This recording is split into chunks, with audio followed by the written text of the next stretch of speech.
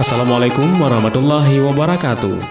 Dalam rangka menyambut Tahun Baru Islam 1444 Hijriah, Panitia Hari Besar Islam Dayah Tautiatu Tulab Arungan, Kecamatan Simpang Mamplam, Kabupaten Biren, menyelenggarakan pentas Gema Muharram dengan menampilkan berbagai macam perlombaan untuk meningkatkan kreativitas santri, seperti Qiraatul Kutub, pidato, cerdas cermat, dan lain-lain. Insya Allah acara puncak Gema Muharram 1444 Hijriah Dayah Tautiatu Tulab Arungan akan dilaksanakan besok malam dengan agenda pengumuman juara lomba, pengumuman juara kelas akhir semester, dan tausiah bersama ulama karismatik Aceh, Abi Daud Hasbi.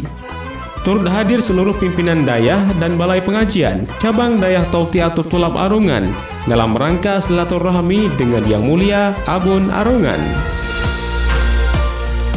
Acara ini akan disiarkan langsung di fanspage Dayah Tautiatu Tulab Arungan, Dayah Tautiatu Tulab Putri, dan Tautiah TV.